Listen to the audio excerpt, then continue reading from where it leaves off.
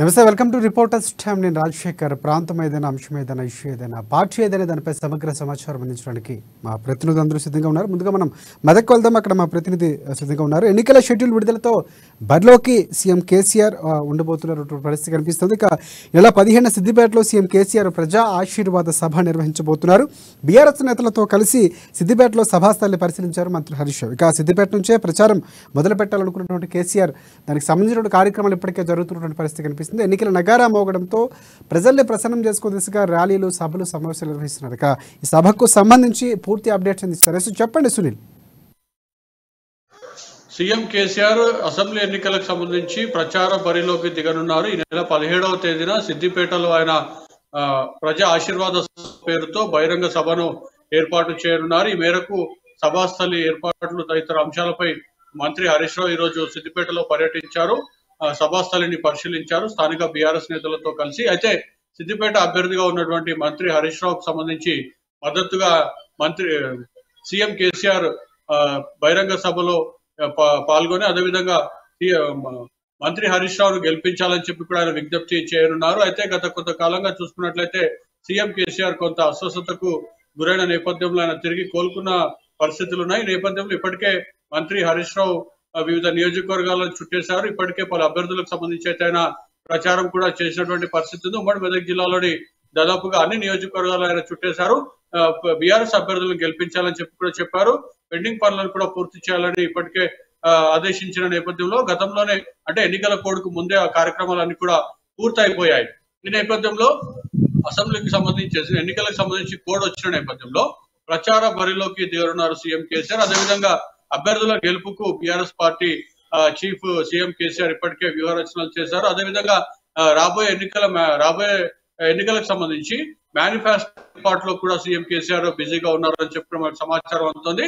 అయితే కాంగ్రెస్ ప్రకటించినటువంటి 6 పథకాలకు సంబంధించి వాటన్నింటినీ కూడా బీట్ చేస్తూ సీఎం కేసీఆర్ మరొకసారి మేనిఫెస్టోను విడుదల చేసేందుకు కూడా సిద్ధమవుతున్న నేపథ్యం ఉంది. అయితే వీటన్నిటిని పోలుస్తూ సీఎం కేసీఆర్ కూడా సిద్దిపేటలో బహిరంగ సభని నెల 17వ తేదీన నిర్వహించనున్నారు. అయితే సభకు సంబంధించి అయితే భారీ ఎత్తున జన సమీకరణతో పాటు బీఆర్ఎస్ నేతలకు కూడా ఇప్పటికే వివిధ అంశాలపై సీఎం మంత్రి హరీష్ రావు వారంతా కూడా సమావేశం అయ్యారు. సభ విజయవంతంకు సంబంధించి ప్రత్యేక చర్యలు తీసుకోవాలని చెప్పి ఇప్పటికే ఆదేశించారు. ఈ రోజు ఆయన సభాస్థలికి సంబంధించి కూడా బీఆర్ఎస్ నాయకులు, కార్యకర్తలతో కూడా కలిసి పర్యటించారు. అయితే 17వ తేదీన జరగబోయే సభను ఎట్టి పరిస్థితుల్లో విజయవంతం చేయాలని చెప్పి కూడా బీఆర్ఎస్ కార్యకర్తల నాయకులు సంకల్పం పూర్ణట్టుగా కూడా మనకు తెలుస్తున్నటువంటి పరిస్థితి ఉంది. సభకు సంబంధించి ముందస్తు ఏవైతే పర్మిషన్ తీసుకున్నటువంటి పరిస్థితి ఏమైనా ఉందా? అలాగే సభకు సంబంధించినటువంటి రూట్ మ్యాప్లు ఇవన్నీ కూడా ముందు ర్యాలీ ఒకళ్ళు నిర్వహించే కనుక అవకాశాలు ఉంటే ర్యాలీకి సంబంధించినటువంటి డీటెయిల్స్ కూడా పోలీసులకు చెప్పాల్సి ఉంటుంది. సో ఆ నేపథ్యంలో ఇప్పటివరకు పోలీసులకు పర్మిషన్ తీసుకున్నటువంటి పరిస్థితి ఏమైనా ఉందా? ఆ డీటెయిల్స్ ఏమైనా తెలుసా? అయితే సభాస్థలికి సంబంధించి ఒక సిద్దిపేటలో 2-3 సభాస్థలిలను కూడా పరిశీలించడం జరిగింది. అయితే ఎక్కడైతే వారు సభను నిర్వహించాలని చెప్పి కూడా వారు సభాస్థలి ఏదైతే కన్ఫర్మ్ అవుతుందో ఆ తర్వాత పోలీసు అధికారులకు వారు అందరూ కూడా బీఆర్ఎస్ నేతలు పర్మిషన్, అదేవిధంగా సభకు సంబంధించినటువంటి ఏర్పాట్లకు అన్నిటికీ కూడా వారు దరఖాస్తు చేస్తారు. తదనంతరం పోలీసులు కూడా పరిశీలించాక ఎన్నికల కోడ్ అమలు నేపథ్యంలో వాటన్ని ఎన్నికల నిబంధనలు లోబడి పోలీసులు కూడా అదేవిధంగా ఎన్నికల అధికారులు కూడా సభాస్థలికి సభకు సంబంధించి అయితే పర్మిషన్లు అన్నిటి కూడా వారు ఇస్తారు.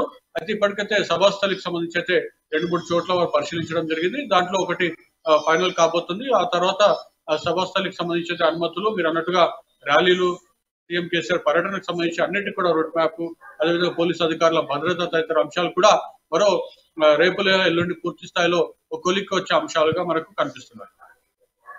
కేసీఆర్కి సెంటిమెంట్గా హుస్నాబాద్ తర్వాత నిర్వహిస్తున్నటువంటి సభగా దాన్ని చెప్పుకోవచ్చు. ఈ నేపథ్యంలో సభకు సంబంధించి జన సమీకరణ ఎలా ఉండబోతుంది? ఏమైనా హామీలు ఇచ్చే అవకాశం ఉందా? మేనిఫెస్టో రూపొందుతున్న నేపథ్యంలో కూడా ఆ ప్రాంతానికి సంబంధించి ప్రత్యేకంగా ఏమైనా వరాలు చల్లు కురిపించే అవకాశం ఏమైనా ఉందా? అయితే సిద్దిపేట జిల్లాలో మనం చూసుకున్నట్లయితే సిద్దిపేట, దుబ్బాక, గజ్వేల్ నియోజకవర్గాలు వస్తాయి. హుస్నాబాద్ నియోజకవర్గం కూడా వస్తుంది. హుస్నాబాద్ లో మొదటి సభ ఉన్న నేపథ్యంలో, రెండవ సభగా సిద్దిపేట సభ ఉన్న నేపథ్యంలో హుస్నాబాద్ అనంతరం ఈ 3 అంటే సిద్దిపేట, గజ్వేల్, దుబ్బాక నుంచి కూడా జన సమీకరణతో పాటు సిద్దిపేటలోని అన్ని ముఖ్యమైన ప్రాంతాల నుంచి కూడా పెద్ద ఎత్తున బీఆర్ఎస్ నేతలు, కార్యకర్తలు వచ్చేందుకు ఇప్పటికే సిద్ధమైనట్టుగా మనకు సమాచారం అందుతుంది. ఎట్టి పరిస్థితుల్లో కూడా సభ విజయవంతం చేసేందుకైతే మంత్రి హరీష్ రావు కంకణం కట్టుకున్నారని చెప్పవచ్చు. అదేవిధంగా స్థానిక నేతలతో పాటు కోఆర్డినేషన్ సంబంధించి అయితే అందరి నాయకులతో పాటు బీఆర్ఎస్ సంబంధించిన ముఖ్య నేతలు కార్యకర్తలతో కూడా మంత్రి హరీష్ రావు సమావేశం నిర్వహించారు. అయితే వారందరూ కూడా సభకు సంబంధించి అయితే ఏర్పాట్లు చేస్తున్నటువంటి పరిస్థితులు, సభ ఎట్టి పరిస్థితులు విజయవంతం చేసేందుకైతే బీఆర్ఎస్ నేతలు మంత్రి హరీష్ రావు మాత్రం సిద్ధమైనట్లు కూడా సమాచారం అవుతుంది.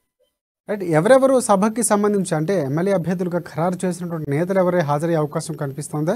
ఇంకోటి అంటే ఎలాంటి హామీలు ఇచ్చే అవకాశం కనిపిస్తుంది అంటే, ఎందుకంటే సిద్దిపేటకు సంబంధించి గతంలో చాలా అభివృద్ధి కార్యక్రమాలు చేశామని చెప్తున్నటువంటి పరిస్థితి కాబట్టి మిగిలిపోయిన పనులకు సంబంధించి కానీ లేకపోతే రాబోయే ఎన్నికల్లో గెలిచిన తర్వాత చేయబోయే కార్యక్రమాలకు సంబంధించినటువంటి డీటెయిల్స్ ఏమైనా చెప్పే అవకాశం ఉందా హామీ పరంగా? అయితే సిద్దిపేట సభలో చూసుకున్నట్లయితే దుబాక ఎమ్మెల్యే అభ్యర్థి ప్రస్తుతం మెదక్ ఎంపీగా ఉన్నటువంటి కొత్త ప్రభాకర్ రెడ్డి, అదేవిధంగా మంత్రి హరీష్ రావు దుబాక సిద్దిపేట అభ్యర్థిగా ఉన్నటువంటి హరీష్ రావు సభలో పాల్గొనున్నారు. అదేవిధంగా సీఎం కేసీఆర్ ముఖ్య అతిథిగా పాల్గొనున్నటువంటి పరిస్థితి ఉంది. అయితే ఈ నేపథ్యంలో మీరు అన్నట్టుగా హామీలకు సంబంధించి మనం చూసుకున్నట్లయితే అదే తేదీన వారు మేనిఫెస్టోను కూడా విడుదల చేస్తారని చెప్పి కూడా సమాచారం అందుతుంది. మేనిఫెస్టో కనుక హుస్నాబాద్ లో కనుక మేనిఫెస్టోని విడుదల చేస్తే అవే అంశాలు కూడా ఇక్కడ మళ్ళీ చెప్పే పరిస్థితి ఉంటుంది. మరోవైపు సిద్దిపేటకైతే ఇప్పటికైతే రైల్వే లైన్ తో పాటు 1000 పడకల ఆసుపత్రి, అదేవిధంగా 4 లైన్ కానివ్వండి, లేదంటే వివిధ అభివృద్ధి పనులు, ప్రాజెక్టులు వీటన్నిటిని కూడా ఇప్పటికే పూర్తి చేసిన నేపథ్యంలో ఇంకొన్ని ఏవైతే ఇంకా అవసరం ఉన్న వాటికి సంబంధించి అయితే సీఎం కేసీఆర్ మాట్లాడబోతున్నారు. Thanks for updates. నెక్స్ట్ మనం ఖమ్మం వెళ్దాం. ఖమ్మంలో మా ప్రతినిధి ఉపేంద్ర మనకి అందుబాటులో ఉన్నారు. అక్టోబర్ 27న పాడేరులో సీఎం కేసీఆర్ సభ నిర్వహించబోతున్నారు. నవంబర్ 1 సత్తుపల్లి ఇలేందులో కేసీఆర్ సభలు ఉంటే నవంబర్ 5న కొత్తగూడెం ఖమ్మంలో కేసీఆర్ బహిరంగ సభలు నిర్వహించనున్నారు. సీఎం కేసీఆర్ సభ మదిరి నియోజకవర్గంలో లేనట్లే అంటూ కూడా కొన్ని వార్తలు వినిపిస్తున్నటువంటి పరిస్థితి. ఇక బీఆర్ఎస్కు రెబల్స్ బెడద తప్పిందా? అలాగే బీఆర్ఎస్లో కట్టప్పాలు ఎవరైనా ఉన్నారా? ఖమ్మంలో బీఆర్ఎస్ నుండి ఢీకొట్టే కాంగ్రెస్ అభ్యర్థులు ఎవరు? వీటన్నిటికి సంబంధించిన పూర్తి అప్డేట్స్ ఇస్తారు మా ప్రతినిధి ఉపేంద్ర. ఉపేంద్ర చెప్పండి. రాజశేఖర్, ఖమ్మం జిల్లా వ్యాప్తంగా బీఆర్ఎస్ వ్యూహాత్మకంగా అడుగులేస్తూ ఇప్పటికే మొదటి దఫా ప్రచారాన్ని పూర్తి చేసుకొని క్షేత్రస్థాయి పర్యటనలు కూడా ముగించేసుకొని రానున్నటువంటి ఎన్నికల వ్యూహ రచనలోకి ముందుకెళ్తా ఉంది. ఇదే నేపథ్యంలో ఖమ్మం జిల్లాకు సంబంధించి ఇప్పటికే అభ్యర్థులు ప్రకటించి సీఎం కేసీఆర్ ముందంజలో ఉన్నటువంటి నేపథ్యంలో ఈ నెల 27వ తారీఖున పాలేరు నియోజకవర్గానికి సంబంధించి కందాల ఉపేందర్ రెడ్డి గెలుపు కోసం అక్కడ ప్రచారం చేసి నేరుగా నెక్స్ట్ తర్వాత రోజు సంబంధించినటువంటి నేపథ్యంలో అటు సత్తుపల్లికి సంబంధించి ఇటు ఇల్లెందు, ఖమ్మంకి సంబంధించినటువంటి కొత్తగూడెంలో ఇన్ని చోట వరుసమటి దాదాపు నవంబర్ 1 తర్వాత 5వ తారీఖు ఈ వరుసగా ఇట్లా సీఎం సభలు అవుతాయి. ఇదే నేపథ్యంలో ఖమ్మం జిల్లాకు సంబంధించినటువంటి సీఎం కేసీఆర్ అంటే గతంలో సీఎం కేసీఆర్ ఖమ్మం జిల్లా నుంచి బీఆర్ఎస్ పార్టీ ఒక్కటే సీటు గెలిచినటువంటి నేపథ్యంలో ఇప్పటికే తుమ్మల నాగేశ్వరరావుని, పొంగులేటి శ్రీనివాసరెడ్డిని దూరం చేసుకున్నటువంటి బీఆర్ఎస్ పార్టీ ఈ నష్టాలని పూడ్చుకొని రానున్నటువంటి ఎన్నికల్లో ఎలాగైనా సరే లబ్ధి పొంది జిల్లాలో మెజార్టీ స్థానాలు గెలుచుకునేందుకు ఇప్పటికి అన్ని రకాల వ్యూహం అడుగులేస్తా ఉంది. ఇదే నేపథ్యంలో ప్రధానమైనటువంటి వైరాగ్ సంబంధించి అలాగే మధుర నియోజకవర్గాలకు సంబంధించి ఆయా ప్రాంతంలో సీఎం కేసీఆర్ కి సంబంధించినటువంటి బహిరంగ సభ ఇతర అంశాల గురించి ఇప్పటివరకు ఎటువంటి ప్రస్తావన తీసుకొని రాలేదు. ప్రధానంగా మధుర నియోజకవర్గం ఆంధ్ర బోర్డర్ లో ఉన్నటువంటి నేపథ్యం కావచ్చు, ఇతర గతంలో సీఎం కేసీఆర్ కు బట్టి విక్రమార్క మధ్య అండర్స్టాండింగ్ ఉందన్న ఆరోపణల నేపథ్యమా ఏదేమైనా సరే మధుర నియోజకవర్గానికి ఎందుకు సీఎం కేసీఆర్ షెడ్యూల్ లేదనేది కూడా ఇప్పటికే జిల్లా వ్యాప్తంగా సర్వత్ర చర్చ కొనసాగుతున్న నేపథ్యంలో ఖమ్మం జిల్లాలో ఎట్టి పరిస్థితుల్లో అయినా సరే పాగా వేసేందుకోసం అన్ని రకాల పావులు కదుపుతున్నటువంటి నేపథ్యం కూడా బీఆర్ఎస్ వైపున జరుగుతుంది. ఇదే తరుణంలో ఖమ్మం జిల్లాకు సంబంధించినటువంటి బీఆర్ఎస్ అంటే ప్రధానమైనటువంటి ఇప్పుడు మధుర నియోజకవర్గం, అటు ఖమ్మం నియోజకవర్గం, అలాగే సత్తుపల్లికి సంబంధించి వైరా ఈ నియోజకవర్గాలకు సంబంధించి ఏ అంశాలు ఉన్నాయో మధుర నియోజకవర్గంలో ఇప్పటికే రెబల్ గా నవంబర్ 3వ తారీఖున నేను ఎన్నికల నామినేషన్ వేయబోతామని చెప్పేసి కూడా తెలంగాణ ఉద్యమకారుడుగా గుర్తింపుండి సీఎం కేసీఆర్ ప్రధాన అనుచరుడుగా ఖమ్మం జిల్లాలో గుర్తింపున్నటువంటి నేత బొమ్మెర రామ్మూర్తి నేను కమల్ రాజుకి యాంటీగా రెబల్ అభ్యర్థిని వేస్తాను, రెబల్ గా నేను పోటీ చేయబోతున్నాను, అందరూ సపోర్ట్ చేయమని చెప్పేసి ఈ రోజు ప్రెస్ మీట్ లో చెప్పినట్టు నేపథ్యం కనబడతా ఉంది. అదే నేపథ్యంలో ఖమ్మంలో ఉన్నటువంటి అంటే ఖమ్మంకి సంబంధించినటువంటి మంత్రి పువ్వాడ అజయ్ కుమార్ మధుర ఖమ్మంకి సంబంధించిన ఇన్ఛార్జ్ కొనసాగుతున్నటువంటి నేపథ్యంలో మధుర నియోజకవర్గానికి సంబంధించిన బట్టికి పువ్వాడ అజయ్కి మధ్య లోపాయికార ఒప్పందం ఉంది. చీకటి ఒప్పందంలో భాగంగానే ఓడిపోయే క్యాండిడేట్ ని మధుర నియోజకవర్గంలో పెట్టి మధురకి నియోజకవర్గంలో బీఆర్ఎస్ ఓటమికి అవుతుందని చెప్పేసి కూడా బాంబు పేల్చిన ఒక పెద్ద ఆరోపణ చేసి కూడా ఖమ్మం జిల్లాలో ఈరోజు సంచలనం సృష్టించారు. ఇదే తరుణంలో కూడా అంటే ఖమ్మం నియోజకవర్గంలో ఉన్నటువంటి గతంలో బీఆర్ఎస్ వీడి వెళ్ళినట్టు తుమ్మల నాగేశ్వరరావు ప్రధాన అనుచరులుగా ఉండి అంటే టీడీపీ నుంచి వచ్చినటువంటి నేతలు కూడా ఇంటర్నల్ గా చాలా మంది కార్పొరేటర్స్ ఇతర ప్రజాప్రతినిధులు కూడా కాంగ్రెస్ నేతలైనటువంటి పొంగులేటి శ్రీనివాస్ రెడ్డి తోటి తుమ్మల నాగేశ్వరరావు తోటి మధ్య అండర్స్టాండింగ్ తో ఉన్న సమాచారం కొంత లభిస్తా ఉంది. ఇదే నేపథ్యంలో అటు సత్తుపల్లి నియోజకవర్గం కూడా సండ్ర వెంకట వీరయ్యకి సంబంధించి ఓటమి కోసం ప్రధానమైనటువంటి బీఆర్ఎస్ అనుచరులు కూడా ప్రయత్నం చేస్తున్నట్టుగా సమాచారం. అయితే ఇదే నేపథ్యంలో వైరా నియోజకవర్గానికి సంబంధించి కూడా ఇప్పటికే టికెట్ రాక నిరాశతో ఉన్నటువంటి ఎవరైతే ఉన్నారో నాయకు వర్గీయులకు సంబంధించి కూడా కొంత ఇప్పటికే టచ్ లోకి వెళ్ళినట్టుగా సమాచారం అందుతా ఉంది. ఏదేమైనా సరే ఖమ్మం జిల్లా వ్యాప్తంగా ఉన్నటువంటి బీఆర్ఎస్ అభ్యర్థులకు ఖచ్చితంగా రానున్నటువంటి రోజుల్లో కట్టప్పలు కావచ్చు లేదా అంటే రెబస్ బెడద ఖచ్చితంగా ఉండేటువంటి అవకాశం ఉందని చెప్పేసి కూడా జిల్లా వ్యాప్తంగా సర్వత్ర కొనసాగుతున్న నేపథ్యంలో జిల్లాలో అంటే బీఆర్ఎస్ శ్రేణులు ఎవరైతే ఉన్నారో ఎవరైతే ప్రధానమైనటువంటి నాయకత్వం ఎవరైతే ఉన్నారో వీళ్ళందరూ కూడా ఖమ్మం జిల్లా వ్యాప్తంగా ప్రధానమైనటువంటి సీఎం కేసీఆర్ గత 5 సంవత్సరాలుగా ఏదైతే ఈ రాష్ట్ర ఖమ్మం జిల్లా ప్రజలకు ఏదైతే ఆ సంక్షేమ పథకాలు అందజేశారో దళిత బంధు బీసీ బంధు అదే నేపథ్యంలో ఉన్నటువంటి ప్రధాన రైతు బంధు పథకానికి సంబంధించినటువంటి ఏదైతే అంశాలు ఉన్నాయో ఇటీవల ప్రకటించిన గృహలక్ష్మి 58 జీవోకి సంబంధించిన అంశాలు ఇవే క్షేత్ర స్థాయికి వెళ్ళి పర్యటన చేస్తూ ప్రజలకి మేము చేసాం రానున్న రోజుల్లో చేస్తామని చెప్పేసి ఇప్పటికీ హామీ ఇస్తున్నటువంటి నేపథ్యంలో ప్రధానంగా ఖమ్మం జిల్లాలో బీఆర్ఎస్ ప్రచారంలో ముందుందని చెప్పేసి కూడా స్పష్టంగా చెప్పుకోవచ్చు.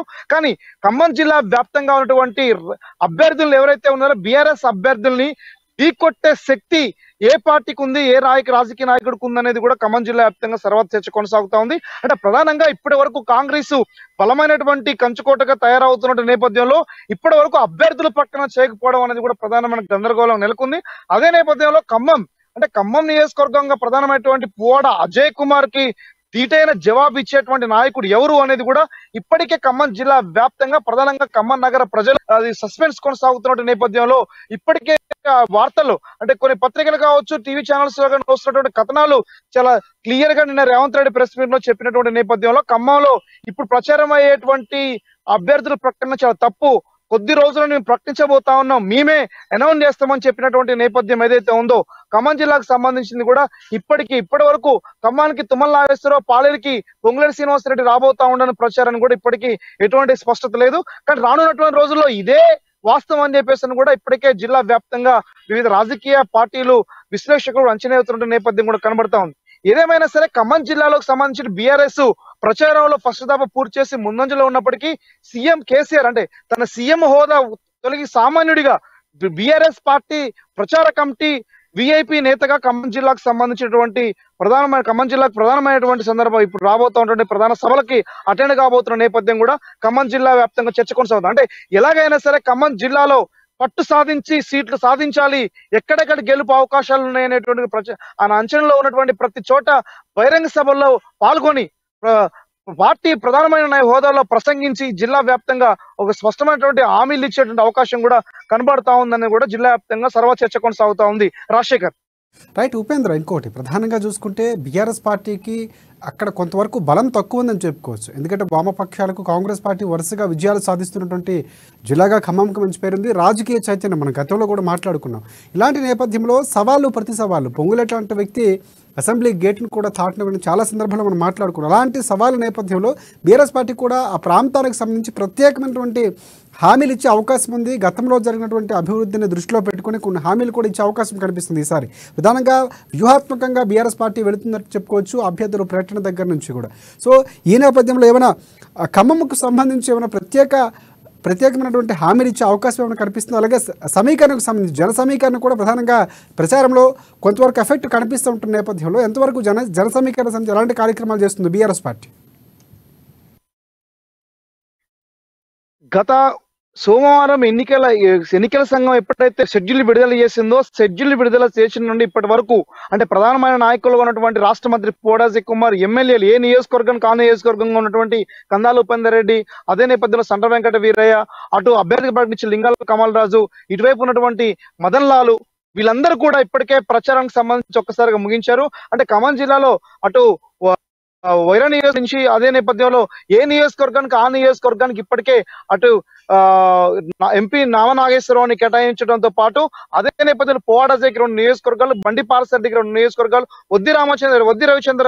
ఉద్దిరాజ రవిచంద్ర కూడా నియోజకవర్గాలు కేటాయించడం నేపథ్యం కూడా ఖమ్మం జిల్లాలో కనబడుతుంది. అంటే ఒక్కొక్క నియోజకవర్గం మీద ఒక్కొక్క ఎంపీ ఫోకస్ చేసి బలమైనటువంటి ప్రతిపక్షంగా ఉన్నట్టు కాంగ్రెస్ ని ఢీకొట్టడం కోసం అన్ని వ్యూహాలు ప్రదర్శిస్తున్న నేపథ్యం కూడా, అంటే బలమైనటువంటి నేతలుగా ఉన్నటువంటి వాళ్ళు వీళ్ళందరినీ కూడా రాజకీయ సమీకరణ ఏకీకృతం చేసి రానున్నటువంటి రోజుల్లో బహిరంగ సభలు కూడా ప్రధానంగా అటు పాలేరు నియోజకవర్గంలో కందారు ఉపేంద్ర రెడ్డి ఛాలెంజ్ గా తీసుకుంటున్న నేపథ్యం కూడా కనబడతా ఉంది. ఇటు ఖమ్మంలో ఉన్నటువంటి పువ్వాడ అజయ్ కుమార్ కూడా నియోజకవర్గ వ్యాప్తంగా గట్టి పనేత గుర్తింపు ఉంది. అన్ని డివిజన్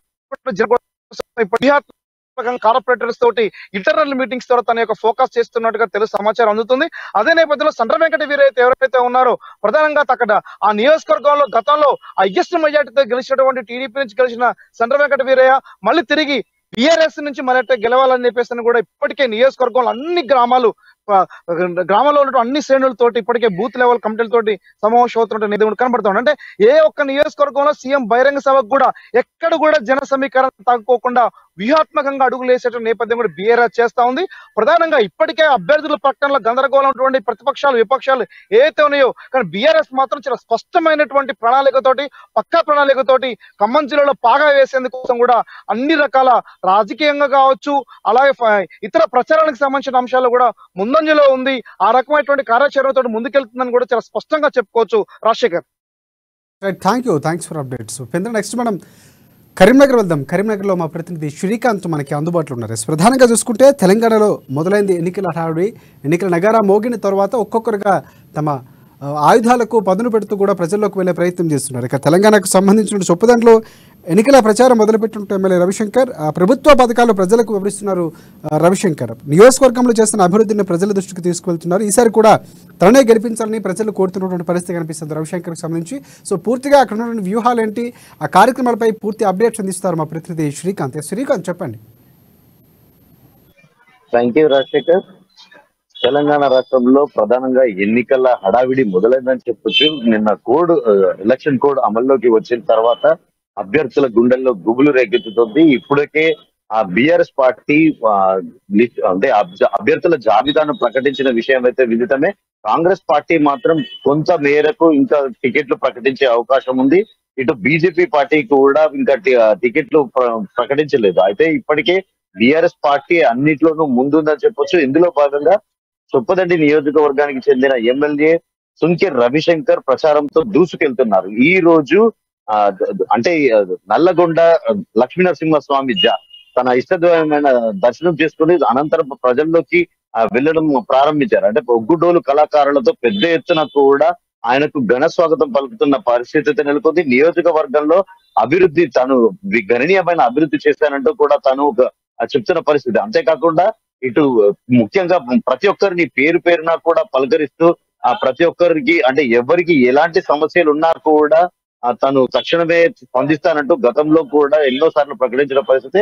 ముఖ్యంగా తెలంగాణ రాష్ట్రంలో సంక్షేమ పథకాల అమలు విషయంలో చొప్పదండి రవిశంకర్ది ఒక ప్రత్యేకమైన శైలి ఉందని చెప్పొచ్చు. అంటే సంక్షేమ పథకాలను లబ్ధిదారులకు చేరేందుకు గాను ప్రత్యేకంగా అంటే మిగతా మంత్రులు కానీ ఎమ్మెల్యేలు కానీ ఒక కార్యక్రమము సంక్షేమ పథకాలను ఒక చోట అందిస్తే తాను మాత్రం అంటే ఏదో రవిశంకర్ మాత్రం నేరుగా ప్రజల ఇంటికి అంటే లబ్ధిదారుల వద్దకే వెళ్ళి ఆ కళ్యాణ లక్ష్మి అయితేమి, షాదీ ముబారక్ అయితేమి, ఇలాంటి పథకాలకు సంబంధించిన సంక్షేమ పథకాలన్నీ కూడా నేరుగా వారి వద్దకి వెళ్ళి వారికి స్వయంగా తానే ఆ సంక్షేమ పథకాలను అందించడంలో ముందుంటారని చెప్పొచ్చు. అంతేకాకుండా రాజకీయాలలో తన నియోజకవర్గంలో ఏ ఒక్క రూపాయి లంచం ఇచ్చినా తీసుకున్నా కూడా జైలుకు పంపిస్తా అని పలుమార్లు బహిరంగంగానే కూడా రవిశంకర్ ఒక బహిరంగ ప్రకటనలు చేసిన విషయం కూడా తెలిసిందే. అంటే ఎక్కడికక్కడ తన నియోజకవర్గంలో ప్రచారంలో ఇప్పటికే దూసుకుపోతూ గతంలో కాంగ్రెస్ పార్టీకి చెందిన అభ్యర్థి పలుసార్లు ఓటమి పాలైనప్పటికీ సానుభూతితో అయితే ఈసారి ఆ వ్యక్తికి టికెట్ రాదు అనే ధీమాతో కూడా తను ముందుకెళ్తున్న పరిస్థితి. ఇకపోతే మాజీ ఎమ్మెల్యే బీజేపీ పార్టీ నుండి బొడిగే శోభకు టికెట్ వస్తే కనుక కాస్త ఈ స్థానం నుంచి కాస్త సందిగ్ధంగా ఏర్పడే పరిస్థితి ఉంటుంది. అంటే చొప్పదండి నియోజకవర్గంలో ఇప్పటి వరకైతే దాదాపుగా పెద్ద ఎత్తున అభివృద్ధి చేసిన అంటే ఈ కాళేశ్వరంతో పాటు రివర్స్ పంపింగ్ ద్వారా కింది నుంచి అంటే గోదావరి జలాలను కింది నుంచి పైకి లోతట్టు ప్రాంతం నుంచి పైకి ఎత్తిపోయడంలో ఆ ఆ పంట నీరంతా కూడా ఆ నీరంతా కాళేశ్వరం నీరంతా కూడా చొప్పుదండి నియోజకవర్గంని సస్యశ్యామలమయం చేసిందని చెప్పేసి గతంలో చాలా సార్లు నా చేను నా చిలక ఎడారి పక్కనే ఉంది గోదావరి అని అయినప్పటికీ కూడా పంటలు ఎండిపోవాల్సిన పరిస్థితి గతంలో ఉండేదని పెద్ద ఎత్తున ప్రచారం నిర్వహిస్తూ ఉండేవారు చొప్పదండి రవిశంకర్. అయితే ఇప్పుడు అలాంటి పరిస్థితి లేదని తన నియోజకవర్గంలో రైతులు మాత్రం పెద్ద ఎత్తున కూడా ఆనందంగా ఉన్నారని చెప్పేసి తన హర్షం వ్యక్తం చేస్తున్న పరిస్థితి. అంతేకాకుండా ప్రతి సంక్షేమంతో పాటు ఆపదలో ఉన్న వారికి ఎక్కడ ఎవ్వరికి ఏ ఆపద ఉన్నా కూడా నేరుగా తానే స్పందించి ప్రతి ఒక్కరిని పేరు పేరున అంటే ఒక వైవిధ్యమైన ప్రచారంతో సుంకె రవిశంకర్ దూసుకెళ్తుంటారు. అంటే ఇప్పటికే కాంగ్రెస్ పార్టీ బీజేపీ పార్టీ అభ్యర్థుల లిస్టు ఇంకా ఖరారు అవ్వక ముందే రవిశంకర్ మాత్రం ఆ ప్రచారంతో ఈ రోజు ఈ Telangana planning committee board vice chairman Boinpally Vinod Kumar కూడా తనకు సహకారం అందిస్తున్న పరిస్థితి. ఆయనను ముందుగా పెట్టుకుని ఈయన ప్రచారం కొనసాగిస్తున్న పరిస్థితి అయితే నెలకొంది రాజశేఖర్. శ్రీకాంత్, ఒకటి సుంఖ్య రవిశంకర్ ప్రచారం నేపథ్యంలో అక్కడ రాష్ట్రం నుంచి కీలక నేతలు ఎవరు రాబోయే పరిస్థితి ఏమైనా ఉందా? కేసీఆర్ లాంటి కేటీఆర్ లాంటి నేతలు ఏమైనా బహిరంగ సభలు నిర్వహిస్తున్నటువంటి పరిస్థితి ఏమైనా ఉందా? దానికి సంబంధించిన అప్డేట్స్ ఏమైనా పార్టీ నుంచి వెలువడినటువంటి పరిస్థితి ఉందా? అయితే ఇప్పటికే బోయిన్పల్లి వినోద్ కుమార్ తనకు మద్దతు అంటే తనకి ప్రచారంలో పాల్గొనడానికి అయితే ఇప్పటికే చేరుకున్న పరిస్థితి అయితే ఉంది. భవిష్యత్ కార్యాచరణ అంటే దాదాపుగా 48 రోజుల కాల వ్యవధి, ఎన్నికలకు కేవలం 48 రోజుల కాల వ్యవధి. అంటే ఇప్పటికే ముఖ్యమంత్రి కేసీఆర్ బహిరంగ సమావేశాలకు సంబంధించి ఒక షెడ్యూల్ అయితే విడుదల చేసి అందులో భాగంగా కొన్ని ప్రాంతాలలో బహిరంగ సభలు ఏర్పాటు చేయబోతున్నారు. అయితే కేటీఆర్ ముఖ్యమంత్రి కేసీఆర్ కాకుండా మంత్రి కేటీఆర్ గాని, కవిత కానీ, అంటే ముఖ్యమంత్రి హరీష్ రావు గాని ఇలాంటి వాళ్ళతో బహిరంగ సభలు నిర్వహించే సమాయత్తం అయితే చేస్తున్న పరిస్థితి అయితే నెలకొంది. భవిష్యత్తులో ఎప్పుడు ఎక్కడ ప్రణాళిక సిద్ధం చేసుకుంటున్నారు. తన ప్రచారంకి ముఖ్యంగా పార్టీ అధినేతను పిలిస్తే బాగుంటుందని చెప్పేసి భావిస్తున్న పరిస్థితి అయితే ఉంది. వర్కింగ్ ప్రెసిడెంట్ కేటీఆర్ గాని, ఎమ్మెల్సీ కవిత గాని, హరీష్ రావు గాని, సంతోష్ కుమార్ అంటే వీళ్ళంతా కూడా ఒక ప్రభుత్వ పెద్దలుగా ఉన్న పరిస్థితి కాబట్టి వీళ్ళను ఆహ్వానించే పరిస్థితి అయితే లేకపోలేదు. వాళ్ళ మద్దతు ద్వారా వాళ్ళ ప్రచారంలో వాళ్ళు వస్తే కనుక తనకు కాస్త కలిసి వచ్చే అంశంగా కూడా రవిశంకర్ భావిస్తున్న పరిస్థితి అయితే ఉంది. ముఖ్యంగా మహిళలకు పెద్ద ఎత్తున కూడా సుంకె రవిశంకర్ ఆకర్షించే ప్రయత్నం అయితే చేస్తారు. ప్రతి ఒక్కరిని పేరు పేరున కళ్యాణ లక్ష్మి అయితేనేమి, కుట్టు మిషన్ల పంపిణీ అయితేనేమి, మహిళలతో సాన్నిహిత్యం ఎక్కువగా అంటే వారి మహిళా ఓటర్లను ఎక్కువగా మచ్చిక చేసుకునే ప్రయత్నం చేస్తూ ఉంటారు.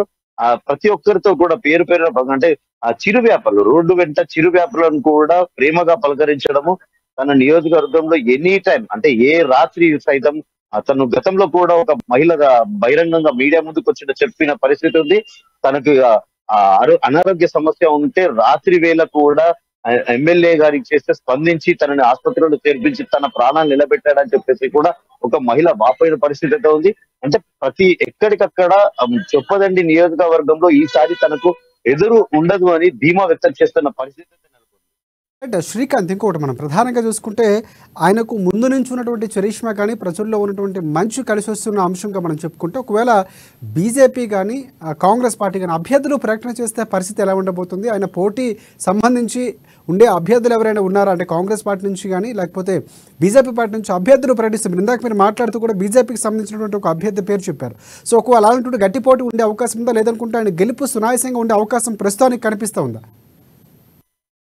అయితే గతంలో తన చేతిలో ఓటమి పాలైన మేడిపల్లి సత్యం కాంగ్రెస్ పార్టీ అభ్యర్థికి ఈసారి టికెట్ వచ్చే అవకాశం లేదని చెప్పేసి ఊహాగానాలు వ్యక్తమవుతున్న పరిస్థితి ఉన్నది. ఈ క్రమంలో మేడిపల్లి సత్యం కూడా ఆ పార్టీ మారే దిశగా కూడా ఆలోచిస్తున్నట్టుగా మనకు అందుతున్న సమాచారం ఉంది. ఏదైనా కార్పొరేషన్ చైర్మన్ పదవికి సంబంధించి ఆశ చూపిస్తున్నట్టుగా కూడా ఒక సమాచారం అయితే ఉంది. అయితే ఇక్కడ కాంగ్రెస్ పార్టీ నుండి ఇంకా టికెట్ ఖరారు అవ్వలేదు. ఒక బీజేపీ నుంచి మాత్రం బొడిగె శోభ గతంలో మాజీ ఎమ్మెల్యే, ఈ ప్రాంతం నుంచి ఎమ్మెల్యేగా గెలిచిన పరిస్థితి ఉన్నది. బొడిగె శోభ టికెట్ కేటాయిస్తే మాత్రం ఇక్కడ కొంచెం కాస్త పరిస్థితులు అంటే మెజారిటీ తగ్గే అవకాశం అయితే ఉంటుంది. దాదాపుగా అభివృద్ధి అంటే బీజేపీ హయాం తను బీఆర్ఎస్ లో ఉండి రెబల్ అభ్యర్థిగా మారి పార్టీ మారడం వల్ల కాస్త వెనుకబడిన పరిస్థితి అయితే నెలకొంది. ఒకవేళ ఈసారి బొడిగె శోభ అంటే తాను గతంలో చేసిన అభివృద్ధి కూడా తనను గెలిపిస్తాయని చెప్పేసి గతంలో మన అమ్మా న్యూస్ తో ప్రత్యేకంగా ఒక చిట్ చాట్ లో చర్చించిన అంశంగా కూడా చెప్పవచ్చు. అంటే తను నియోజకవర్గాన్ని అభివృద్ధి చేసినప్పటికీ కూడా పార్టీపై అసంతృప్తితో తను పార్టీ మారడం వల్ల తనకు కాస్త మైనస్ గా ఉందని చెప్పేసి గతంలో చెప్పిన పరిస్థితి. అయితే ఈసారి తనను నమ్మి తన అభివృద్ధి అంటే అధికార పార్టీ దుర్వినియోగానికి అంటే నిధుల దుర్వినియోగానికి పాల్పడడం, గోల్మాలు, అవకతవకలు ఇలాంటి అంశాలు అంటే అధికార పార్టీపై ఉన్న వ్యతిరేకతను తనకు కలిసొచ్చే అంశంగా కూడా తను భావిస్తున్నట్టుగా పరిస్థితి అయితే ఉంది. ఖచ్చితంగా గెలుస్తానని బీజేపీ తరఫున గెలిచి చూపిస్తానని చెప్పేసి బొడిగ శోభ కూడా పలుమార్లు ఆశాభావం వ్యక్తం చేస్తున్న పరిస్థితి అయితే నెలకొంది.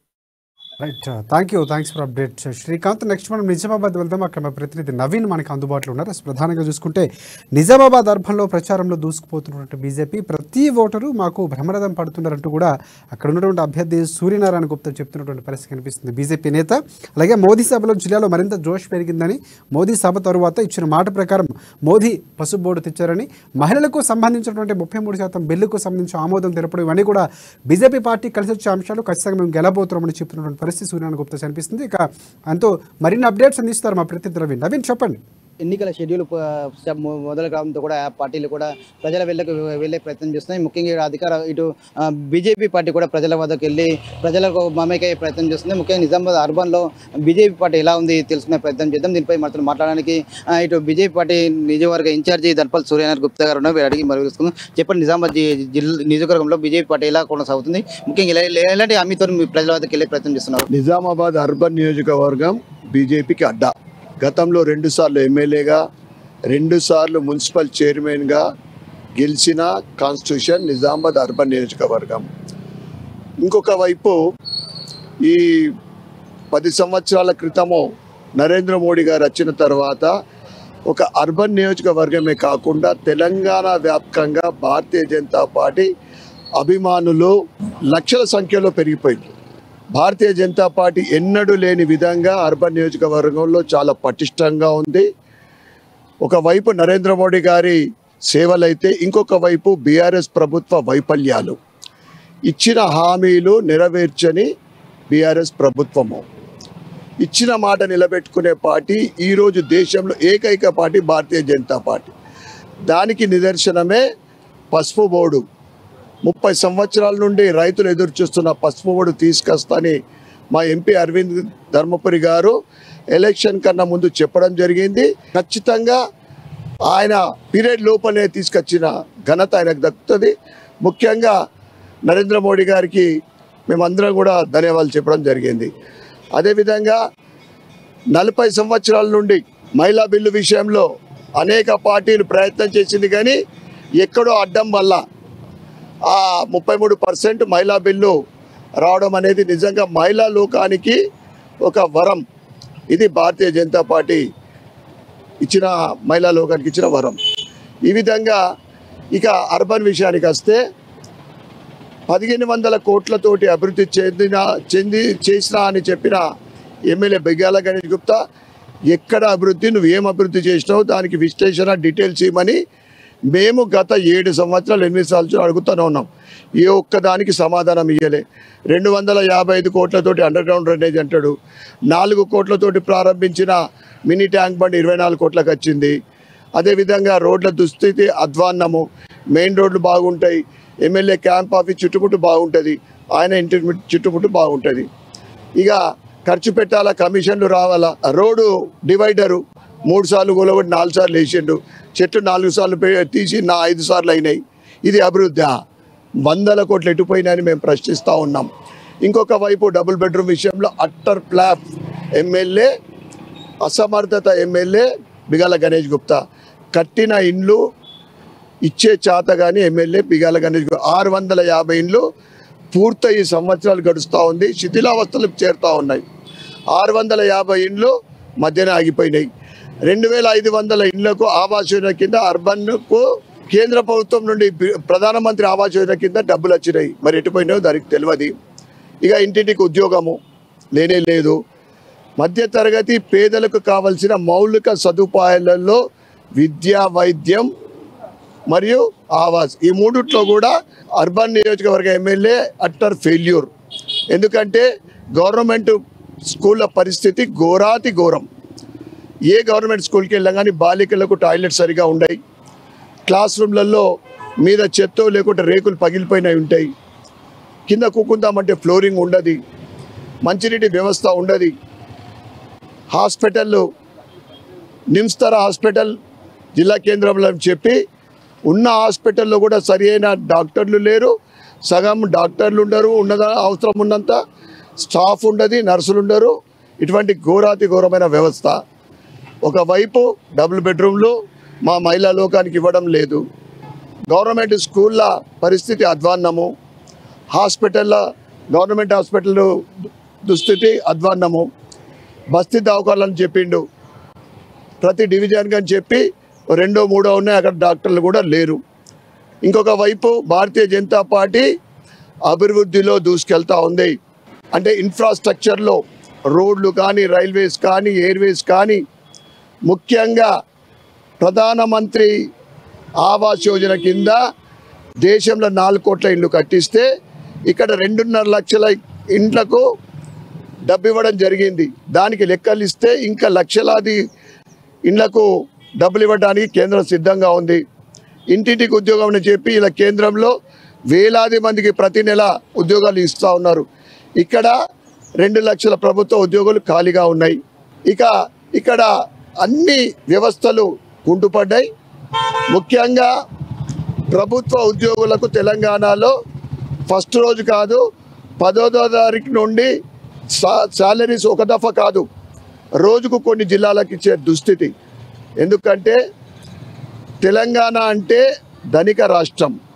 అటువంటి ధనిక రాష్ట్రాన్ని అటు కల్వకుంట్ల కుటుంబము, కాన్స్టిట్యూషన్లో బిగాల కుటుంబము, మరియు ప్రతి కాన్స్టిట్యూషన్లో ఎమ్మెల్యేల దోపిడీ, దౌర్జన్యము, భూ కబ్జాలు. ఒకవైపు సీఎం ఇటు నరేంద్ర మోడీ కూడా పసుపోడు ప్రకటించాలని చెప్తున్నారు, కానీ పసుపోడు ఇంతవరకు ఎక్కడ ప్రకటించలేదు, ఎక్కడ ఏర్పాటు చేస్తారు ఇంతవరకు చెప్పలేని పరిస్థితి అని చెప్పి ప్రతిపక్షాలు ఆరోపిస్తున్నాయి. భారతీయ జనతా పార్టీ ఏకైక పార్టీ, ఇచ్చిన మాట నిలబెట్టుకునే పార్టీ ఇలా దేశంలో ఓన్లీ భారతీయ జనతా పార్టీ. పసుపు బోర్డు ప్రకటించిండ్రు, దానికి కేంద్ర క్యాబినెట్లో ఆమోదం కూడా పొందింది.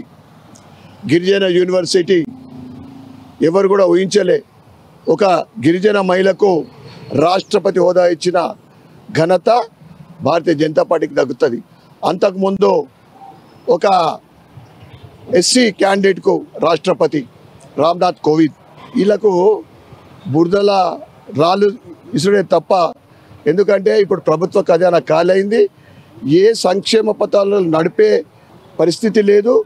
కొత్త సంక్షేమ పథకాలు నువ్వు ప్రకటించినా ప్రజలు నమ్మే పరిస్థితి లేదు.